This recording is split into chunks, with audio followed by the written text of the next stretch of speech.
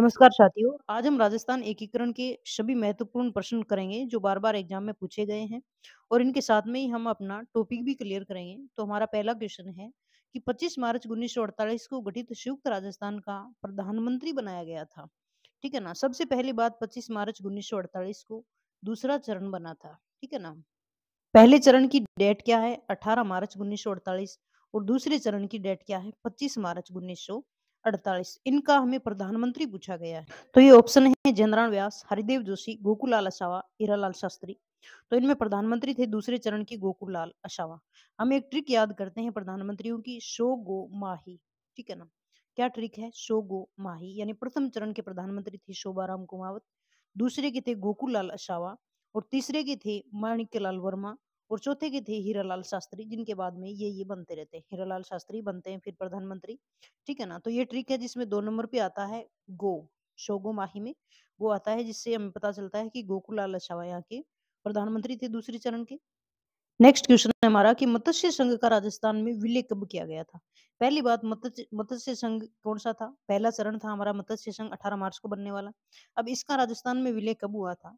तो इसका विलय हुआ था 5वें चरण में और 5वां चरण बना था 15/5/1949 को। कब बना था? 15/5/1949 को बना था 5वां चरण, 5/15/5 ऐसे याद करें हम कि 5वां चरण 5वें महीने में बना था, यानी मई में बना था, 15 तारीख को बना था। इसमें मत्स्य संघ को वृत्त राजस्थान में शामिल किया था। तो ये यहाँ पे बी नंबर ऑप्शन है 1949। नेक्स्ट है कि टोटगढ़ को राजस्थान में कब सम्मिलित किया गया? 1948, 1947, 1950, 1956। तो 1956 में जब 7वां चरण बना था, 1 नवंबर 1956 को 7वां चरण बना था, यानी राजस्थान नाम से बना था। उसमें इनको शामिल किया गया था। उनमें और भी रियासतें हमारी जो शामिल की गई थी, अबू देलवाड़ा किया गया था और मध्य प्रदेश से सुनील टप्पा शामिल किया गया था और अजमेर मेरवाड़ा को भी राजस्थान में शामिल किया गया था। जबकि जो झालावाड़ का सिरोंज है, उसको मध्य प्रदेश में मिलाया गया था। नेक्स्ट क्वेश्चन है कि अजमेर का राजस्थान में विलय हुआ, तो ये हमने देख लिया कि 1 नवंबर 1956 को 7वें चरण में अजमेर मेरवाड़ा को शामिल किया गया था राजस्थान में। नेक्स्ट है कि राजस्थान संघ का निर्माण 25 मार्च 1948 को हुआ। इसमें राज प्रमुख किसे बनाया गया? पहली बात तो ये कि राजस्थान संघ दूसरे चरण का नाम है जो 25 मार्च 1948 को बना।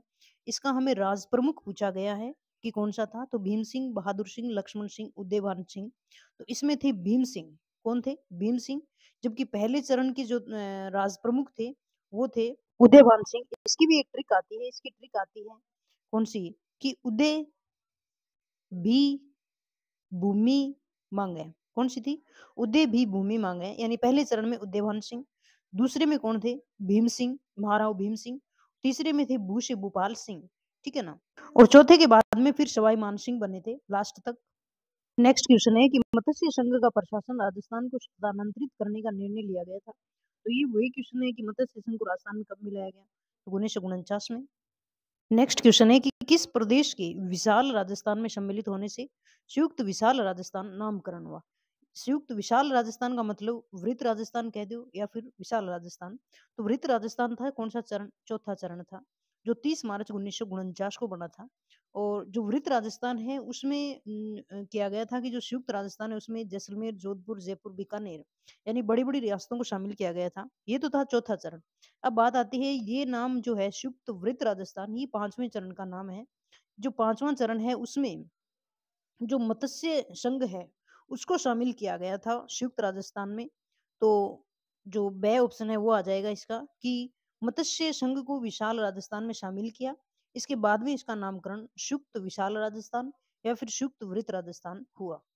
नेक्स्ट है कि राजस्थान एकीकरण के सप्तम चरण में किन क्षेत्रों को सम्मिलित किया गया? 7वें चरण में 1 नवंबर 1956 को उदयपुर, अजमेर, आबू, मत्स्य संघ या फिर जयपुर। तो अजमेर और आबू को सम्मिलित किया गया था। नेक्स्ट है कि वृत्त राजस्थान के प्रधानमंत्री कौन थे? अब वृत्त राजस्थान कौन-सा चरण है? चौथा चरण है जो 30 मार्च 1949 को बना। और इसके जो हमने ट्रिक देखी सोगो माही की, तो लास्ट में जो 4 नंबर पे आते हैं वो हीरालाल शास्त्री आते हैं। तो ये हीरालाल शास्त्री प्रधानमंत्री थे। नेक्स्ट है कि राष्ट्रप्रमुख के पद को राज्यपाल का पदनाम दिया गया। 1947, 48, 50 या फिर 56। तो ये 1956 में ही चेंज हुआ था। नेक्स्ट क्वेश्चन हमारा है कि मत्स्य संघ के अंतर्गत निम्न में से कौन से देशी राज्य सम्मिलित किए गए? यानी कौन-कौन सी रियासतें थी? तो मत्स्य संघ जब 18 मार्च को बना था ये और इसमें 4 रियासतें थी। उनकी ट्रिक आती है कि अबधोक क्या आती है? अबधोक इनकी ट्रिक आती है। तो अलवर, भरतपुर, धौलपुर, करौली, तो इसमें ए नंबर ऑप्शन है। नेक्स्ट क्वेश्चन है कि राजस्थान एकीकरण में भरतपुर, धौलपुर रियासतों पर जनता की राय जानने के लिए एक कमेटी का गठन किया गया था। उस कमेटी में कौन सम्मिलित नहीं था? डॉक्टर शंकरदेव राय, प्रभुदयाल, आर.एस. सैनी और आर.के. सिंधावा। तो इनमें आर.के. सिंधावा नहीं थे, जबकि ये तीनों थे, डॉक्टर शंकरदेव, प्रभुदयाल और आर.एस. सैनी। दूसरी हम बात करें कि जो मत्स्य संघ है वो नाम कन्हैयालाल माणिक्यलाल मुंशी ने दिया था। जबकि इस अपन कमेटी की बात करें कि जो भरतपुर धौलपुर रियासतों की जनता की राय जानने के लिए जो कमेटी थी उसका नाम था शंकर देवराय कमेटी। और इसमें तीन ही सदस्य थे ये लोग। और ये कमेटी इसलिए थी कि भरतपुर और धौलपुर के लोग जो राजस्थान में सम्मिलित होना चाहते हैं या फिर यूपी में सम्मिलित होना चाहते हैं। नेक्स्ट है कि मत्स्य संघ की राजधानी थी भरतपुर, जयपुर, अलवर, सिरोही। तो इनमें राजधानी तो अलवर थी और इसका ठिकाना था शामिल किया गया था वो नीमराना शामिल किया गया था मत्स्य संघ में। ठिकानों में से नीमराना शामिल किया गया था। और राष्ट्र प्रमुख इसके उदयभान सिंह थे, प्रधानमंत्री शोभाराम कुमावत थे, ये हमने देख लिया। और उद्घाटनकर्ता किया था नरहरि विष्णु गौडगिल ने किया था इनका उद्घाटन मत्स्य संघ का। नेक्स्ट है कि शंकर राय देव कमेटी की सिफारिश पर कौन सा संघ बना था? संयुक्त वेदर राजस्थान, संयुक्त राजस्थान, पूर्वी राजस्थान और मत्स्य संघ। तो शंकर राय देव जो कमेटी है उसके सिफारिश पे पांचवा चरण बना था 15 मई 1949 को, यानी संयुक्त वृत्त राजस्थान बना था, जिनमें हमने देखा कि वृत्त राजस्थान को और मत्स्य संघ को शामिल किया गया था। उनके राष्ट्र प्रमुख मानसिंह द्वितीय थे, प्रधानमंत्री हीरालाल शास्त्री थे और राजधानी इसकी थी जयपुर। ठीक है ना? कौन सी राजधानी थी? जयपुर थी। नेक्स्ट है कि राजस्थान की क्षेत्रफल की दृष्टि से सबसे बड़ी रियासत थी, यानी क्षेत्रफल की दृष्टि से जयपुर, जोधपुर, जैसलमेर, उदयपुर। तो ये जोधपुर सबसे बड़ी थी। जोधपुर को, जैसलमेर को, जयपुर को और बीकानेर को, तीनों को चौथे चरण में शामिल किया गया था। यानी इन चारों को संयुक्त राजस्थान के साथ में शामिल किया गया था चौथे चरण में, जब जाके बना था वृत्त राजस्थान। वृत्त राजस्थान का जो चौथा चरण है उसके राज प्रमुख थे मानसिंह। ठीक है ना? और इनके प्रधानमंत्री हीरालाल शास्त्री थे। राजधानी इसकी भी जयपुर थी। और इसमें जो है वो विभाग बनाए गए थे, जैसे हाई कोर्ट है, शिक्षा विभाग है, खनिज विभाग है, कृषि विभाग है। ये जो है वो चौथे चरण में बने थे, जब जयपुर, जैसलमेर, जोधपुर, बीकानेर को शामिल किया गया था संयुक्त राजस्थान में। नेक्स्ट है कि उदयपुर रियासत का राजस्थान में विलय हुआ। कौन सी रियासत का? उदयपुर रियासत का। यानी ये अकेली रियासत थी जिसका विलय हुआ था। किसमें हुआ था? तो वो हम बात करते हैं कि इसका विलय सब हुआ था राजस्थान संघ में। राजस्थान संघ में। अब राजस्थान संघ कौन सा चरण था? तो राजस्थान संघ दूसरा चरण था। ठीक है ना? राजस्थान संघ कौन सा चरण था? दूसरा चरण था। और राजस्थान संघ में उदयपुर को जब शामिल किया गया तो राजस्थान का नाम पड़ा संयुक्त राजस्थान, जो 18 अप्रैल 1948 को बना था। ठीक है ना? यानी 18 अप्रैल 1948 को उदयपुर या फिर मेवाड़ रियासत को राजस्थान संघ में शामिल किया गया था। और कौन से चरण में? तो वो तीसरे चरण में। तीसरे चरण के प्रधानमंत्री थे माणिक्यलाल वर्मा। और यहाँ पे राजधानी रखी गई थी उदयपुर को ही। और उद्घाटन करता थे जवाहरलाल नेहरू। ठीक है ना? और इसमें शामिल रियासतें हमने देख ली कि राजस्थान संघ में उदयपुर को शामिल किया गया। 18 अप्रैल 1948 नाम रखा गया संयुक्त राजस्थान, जो कौन सा चरण था? तीसरा चरण था। नेक्स्ट क्वेश्चन है कि राजस्थान के अंतिम महाराज प्रमुख थे महाराज उदयभान सिंह, भूपाल सिंह, गज सिंह, जय सिंह।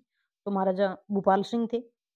नेक्स्ट है कि रियासतों से संबंधित समस्याओं के लिए रियासती विभाग की स्थापना कब की गई? 5 जुलाई 1947 या 8 मई 1947 या 1998 या 1950? तो 5 जुलाई 1947, यानी 5/7/47 ये रियासती विभाग की स्थापना की गई। नेक्स्ट है कि 1 नवंबर 1956 से पहले राजस्थान राज्य के प्रमुख माने जाते थे, यानी किस नाम से माने जाते थे? महाराजा धीराज, राज्यपाल, गवर्नर जनरल या फिर राज प्रमुख। तो ये जब 7वां चरण हुआ 1 नवंबर 1956, उससे पहले राज प्रमुख जाने जाते थे। उसके बाद में इनको गवर्नर जनरल यानी राज्यपाल माना गया। नेक्स्ट है कि मत्स्य संघ का उद्घाटन कब हुआ? तो ये 18 मार्च 1948 को हुआ। दूसरा चरण 25 मार्च का था, 25 मार्च 1948।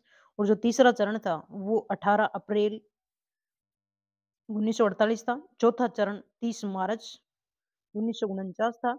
और पांचवा चरण 15 मई 1949 था।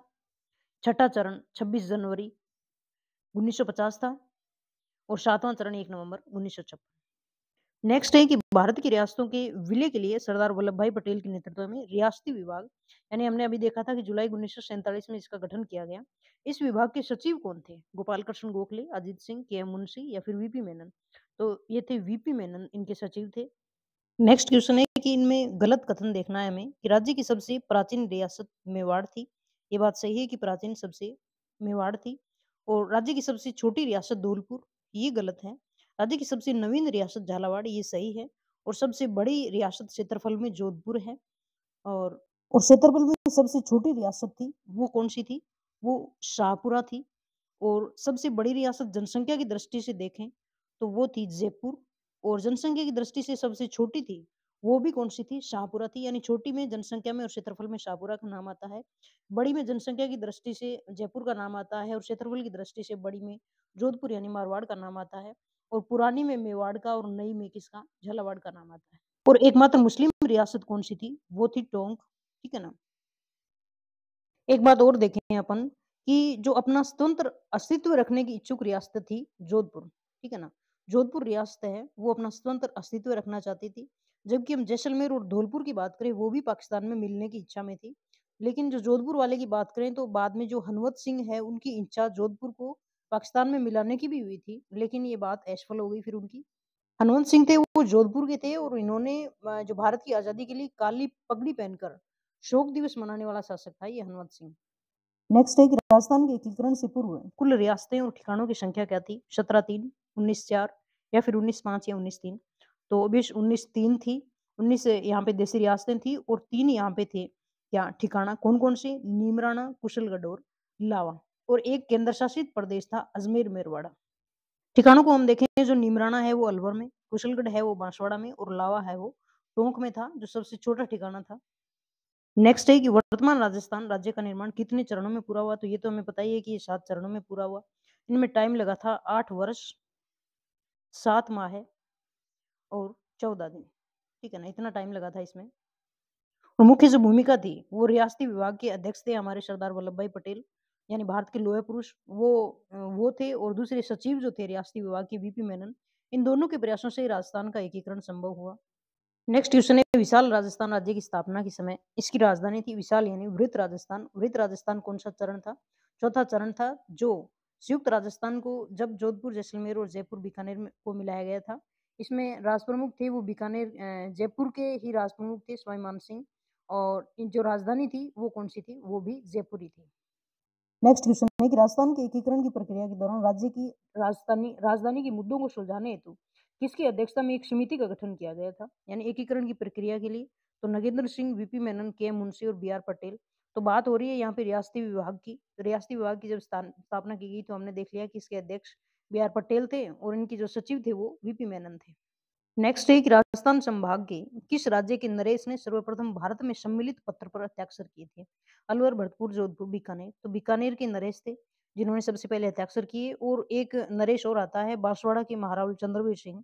इन्होंने कहा था राजस्थान संघ में विलय के समय कि मैं अपने डेथ वारंट पर हस्ताक्षर कर रहा हूँ।